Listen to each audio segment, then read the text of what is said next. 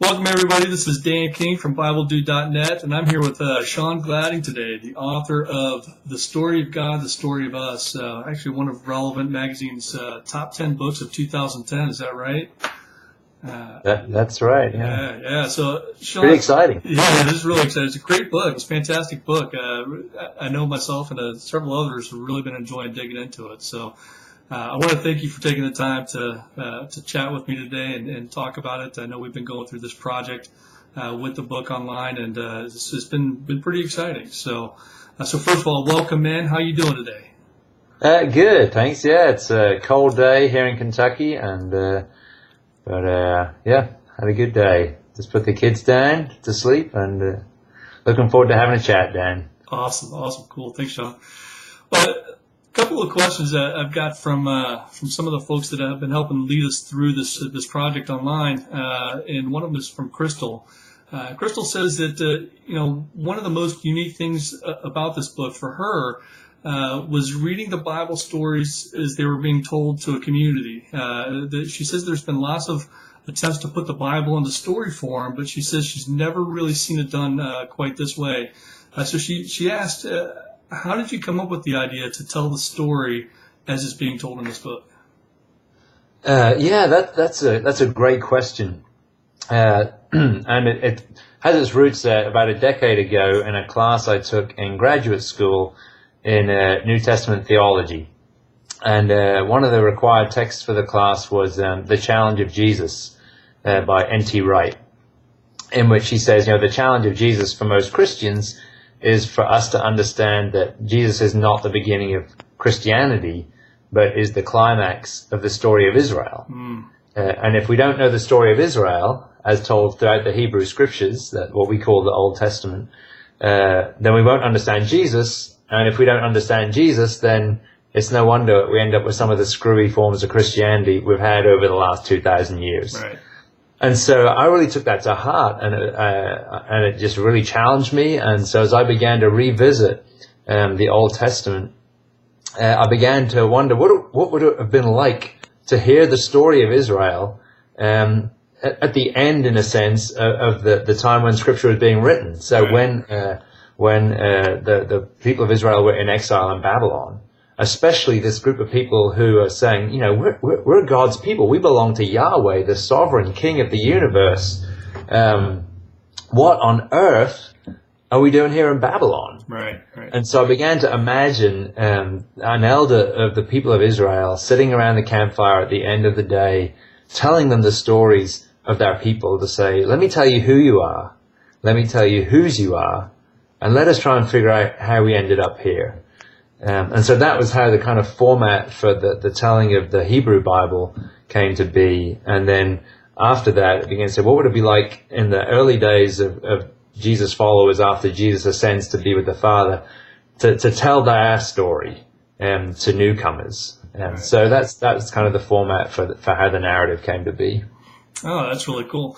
I know that you've been telling the story like this for a long time, well before you actually wrote it down in the book form, doing it in small groups and studies and stuff. One of the questions that Victoria has is how do you keep the story new after all of these years of telling it? For myself? Yeah. I think the thing that has just captivated my wife and I is, we've been doing this together for nearly 10 years, is that every time we go through the story with a group, we always hear something new. And it's because we're always with new people. Right. And everybody hears the story differently. And everybody hears it in some ways autobiographically. Right. And so people hear the story in places where their story intersects with God's story. And so every time we go through the story, we hear new things because we're with people who are hearing it in ways we can't hear it because their story is not our story. Their experience is not our experience. And so it stays fresh for that reason. But also, this is God's story. It's living, it's continuing. And so every time, we encounter God in a new way in a group. And I read the story of creation to a group in Chicago a few months ago, and it was mostly people in their 70s. Which was not the crowd I was expecting, as it was an emerging conversation. Right. I told the story of creation, and then we always have used art to interact with the story. Mm-hmm. And there was one lady who drew this beautiful picture of what she had heard in the story. And, we've been doing this for 10 years, and no one has ever drawn this picture before. And it was just this beautiful image of in the story of creation when it talks about God creating a helper for Adam.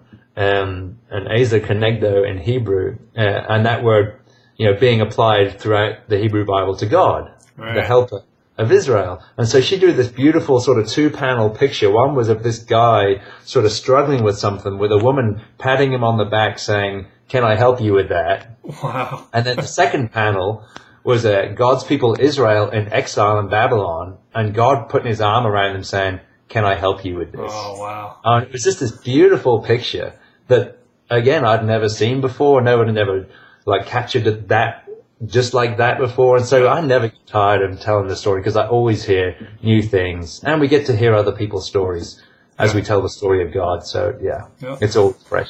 Oh, that's awesome. That's awesome. Jennifer's kind of curious about the characters that you use in the book, and she wants to know which of the characters in the book do you most closely identify with yourself? In some ways, I identify with the elder as the one telling the story, but I also identify very much with the young girl in the first 8 chapters, because a lot of her questions are my questions that I still wrestle with, and I find myself on both sides of that conversation at the same time.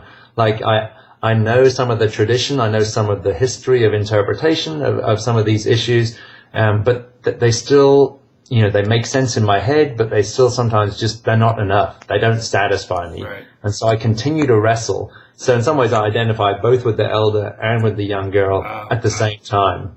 That's cool. That's cool. Now this next question is mine. So what's next for you? You've been telling the story for years. You've got the new book out. What's next for you? What's God showing you these days, and how are you pursuing that? That's a great question again, and I'd like to know the answer. I've been in some form of pastoral ministry since about 91, and 18 months ago, my wife and I, after a season of prayer and discernment with a bunch of people, decided that it was time for us to leave the pastoral situation we were in a very large church and a thriving community that was just really wonderful, but to trust God that for our family that we're going to enter a different season in our life where some things that are really important to us would be more integrated into our day-to-day life that we weren't able to, given the responsibilities that I had as the pastor in this community. And so we moved back to Lexington in Kentucky to rejoin a very small missional community that we had been part of while we were in seminary. And so we rejoined some friends here, and really to wait on God to say, what is next for us? What do you have for us? One of the unexpected gifts of last year was the chance to write and actually turn the story into a book, and for to see it be published, and to have the chance to meet via Skype with people like you, Dan, and hopefully get the story beyond just the folk we're able to do it with face to face. And part of the thing that's stirring in me is I love to write. And so I think I have another book or two in me, so I'm going to start working on another one here pretty soon. But still for us as a family to say, God, what are we going to be about as we try and live a more integrated life in a different context? So we're waiting and trusting, and there's some excitement, and there's some fear, and there's some trepidation and joy, and all of this stuff swelled up together at the moment. Well, that's really cool. That's awesome. Well, I think you're a fantastic writer, and I'll tell you this too, that if you ever want to do any guest blogging for writing, there's an open door at BibleDude.net for you anytime. So. For putting the project together, I've really enjoyed following it, and when I've been able to stop by and comment, it's been really great to hear how this group of people are hearing the story as I read it together. Yeah, and I know you've been following along, and that's been fantastic. I love when the author of a project like this really follows along with the posts and stuff. Just to kind of help us close this thing out, do you have any maybe final words of wisdom or just thoughts or anything like that you'd like to share with anybody that's been going through this project with us? Yeah, I mean, the thing that my wife and I always hope after going through the story with people is one, that it will make people want to get back to the Bible themselves, to actually read it, to re-engage with Scripture, or to engage for the first time with Scripture. This desire to now have I have a kind of sense for the big story that has unfolded, and so as I go back to read it with that in mind, I want to read the words. I want to get into this story for myself, and to continue to read it with other people. So we always hope for that.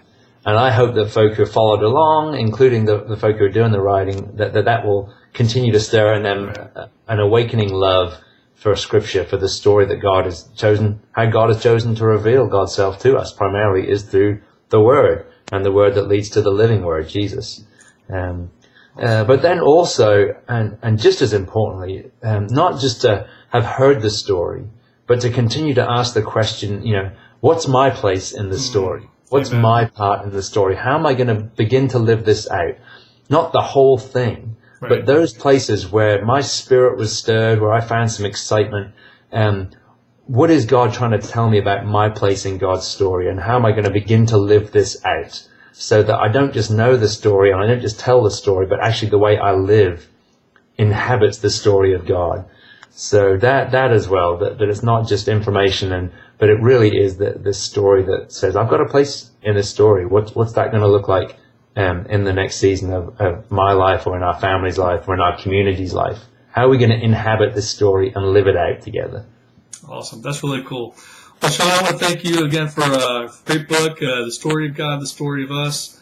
Get it on Amazon, wherever your favorite bookstore and stuff, and anybody that's watching this. So, but thank you, man, for following on with this project and give us something great to have some fantastic conversations about. I know I'm going to be having a lot of conversations around this one for a long time to come too. So, great.